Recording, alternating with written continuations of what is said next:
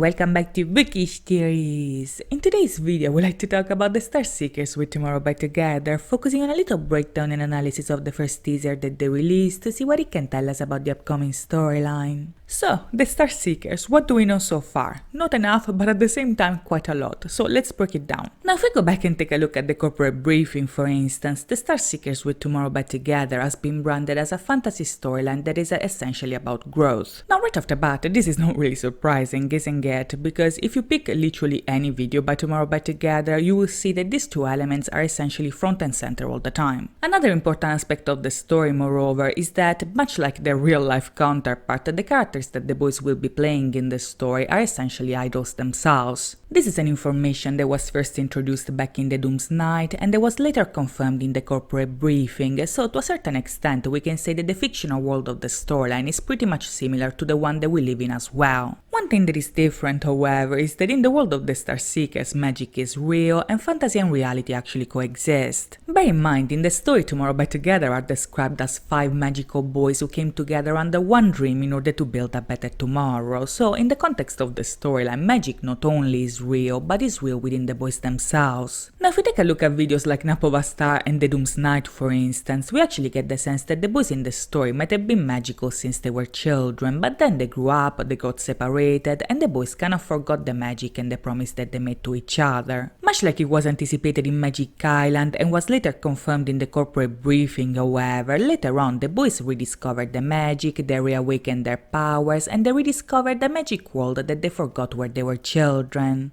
This is where Magic Island comes into play, and as a matter of fact, this is a location that is essential to understand what's going on. You see, if we had to define what the Magic Island actually is, we can say that the Magic Island is essentially a paradise of their childhood. It's a place that represents their friendship, the magic that keeps them together, their innocence, their fantasies, their dreams, and in this place they can be whoever they want, do whatever they like, and be together for eternity. In real life, this is obviously impossible to accomplish, but with the power of their imagination, the boys can do whatever they want, so the Magic Island is essentially a representation of all of that. If the Magic Island is the magical result of their imagination, their dreams and games, however, the real-life counterpart of this island is actually Tucson Island, which is a real-life location in Seoul that is located in the middle of the Han River. This is a location that was first introduced back in Magic Island because when they are on the train, the boys make the jump between reality and dream, passing through Tucson Park. In the Doom's Night, moreover, we also saw that the children were playing at Tucson Park and later on traveled to Magic Island as well. Then we saw that Tucson Island is also the location of the Star Festival that Subin remembers in Eternally as well. And last but not least, we saw the boys do the same in Frost, because back in that video the boys go back in Tucson Island in order to get to their Magic Island. Now if we take a look at the Star Seekers teasers, we see that this location is once again front and center. You see, in the video, Taeyeon opens a portal in an apocalyptic reality. In this place, we see that all the buildings have been destroyed and there is a huge sinkhole opening up on the ground, and this is very important because back in Frost we saw the very same sinkhole opening up on Tucson Island. This might imply that the boys might be opening a portal in order to go back to Tucson Island once again. And you know what? This is actually confirmed by the Tale of the Magic Island pop-up book. Let me tell you. Ah, broccoli. No, where is it? Oh, there you go. Da-da-da-da. See? See? A sinkhole. Right? On Magic Island. Look how professional I am. So yeah, it's the same sinkhole. And you know what? This sinkhole might actually be connected to the Doom's Night, because if you remember, back in the Doom's Night, the whole point of the story was to stop the Doom's Night. Now, back then, Subin was helped by the Eternity Girl to go back in time in order to avoid this event, right? But in Eternally, we also saw that this event was a memory of a destined future. So to an extent, we can say that the Doom's Night is meant to happen and the boys cannot do anything about it. Now, to an extent, we can say that this idea is also confirmed in Frost, because if you look closely, when the boys are running in the station, there is an apocalyptic scenario happening in the background. And if we take a look at the TV, this is an event that is taking place at the same time the sinkhole is opening up on Tucson Island. Now, if we put all this information together, we can theorize that the sinkhole might actually represent the beginning of the Doom's Night. You see, in the book, the opening of the sinkhole is actually anticipated by the boys awakening the dragon by mistake. Yeonjun and Beomgyor play fighting when all of a sudden they end up on the tail of the dragon. The dragon wakes up, destroys the island with fire, and a sinkhole ends up opening up on the ground. Now this is an important detail because as we saw in the Doom's Night, the end of the world is brought by the arrival of the dragon, but for this to happen, the dragon needs to find a way into our world, and I think that this is where the Sinkhole might come into play. Like we saw in Magic Island for instance, the boys might have caused the destruction of the island by mistake, and this is an event that might have caused the Sinkhole to open and the dragon to come through in our world. If this is the case, then the teaser might actually be showing us the boys trying to go back to this moment in order to stop the dragon from passing through the sinkhole, thus avoiding the Doom's Night. Up until now we still don't know if this is really the case or not, but another interesting element to keep in mind is actually the book that Theon is using as well. Now if you remember, back in Frost, Theon actually stole this book from the fortune teller, and this is supposedly the very same book that we saw back in Eternally with Subin and Bongyu. This time around we see that Theon is actively using the magic inside of the book, and this is very important because this action actually brings us right back to all the roles that the boys have inside of the game. You see, back in the Doom's Night we saw that when the boys were children they were actually playing a game that is very similar to Dungeons and Dragons. This is a tabletop RPG game that allows you to be wherever you want to be and go on campaigns in fantastical worlds that you create in your imagination, so to an extent we can say that the Magic Island is the result of the campaign that the boys were playing as children. Because of that, the characters that the boys played in this game will also play an important part in the storyline as well, and as a matter of fact these characters were introduced to us all the way back in Minisode 1 Blue Hour. You see, back then, each of the members was associated to two specific classes belonging to Dungeons and Dragons, and each of these classes obviously has their own powers and their own abilities. Yeonjun was a paladin and a knight, Subin was a ranger and an archer, Bongyu was a druid and a mentalist, Taeyeon was a sorcerer and an adventurer, while Huninkai was a mystic and a bard. Now if we take a look at the teaser, we can see that Taeyeon is essentially doing what his class requires him to do. His character in the game is a sorcerer, and in the teaser we see him doing magic, which is exactly what a sorcerer is supposed to do.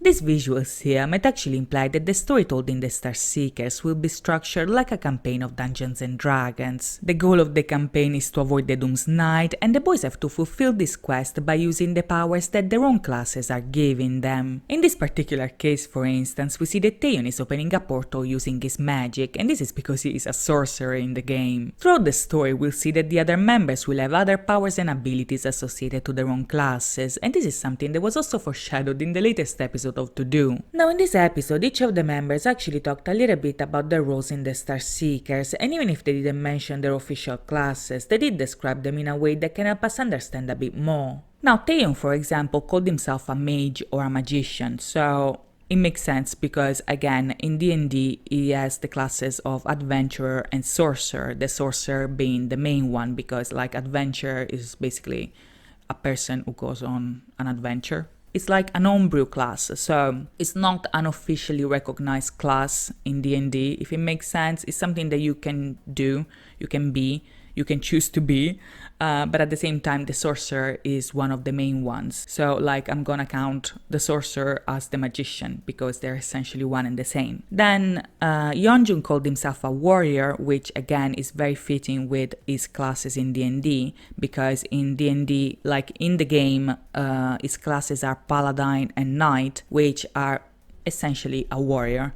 You know, both of them are warriors. One thing that is interesting, however, is that in To Do, he actually said that he is from the Deer clan. Now this is important because the fact that Yeonjun might be associated to a clan in the story also suggests some kind of allegiance to something else. And this is important especially when it comes to the paladin character. Because here's the thing, paladins are usually defined by their loyalty to a specific cause or oath. So if Yeonjun, for instance, swore an oath to the Deer clan, say, this oath will heavily define this character in the story as well. And this is why, you know, it's gonna be very important and interesting to see if this is something that he just said, you know, as a joke, or it's actually a spoiler that, you know, will be developed in the storyline itself. Now another character that actually fits the description is Subin because he described this character in the Star Seekers as an archer, and in the classes is an archer and a ranger. So once again it fits the Dungeons and Dragons angle that this storyline is taking. And to an extent I think that the same can be said for Bongyu because he described himself as an healer. Now him being a healer kind of makes sense to an extent because even though like his classes are druid and mentalist, druids druids are usually known to be great healers, so I'm guessing that the healer aspect of his character is going to be connected to the druid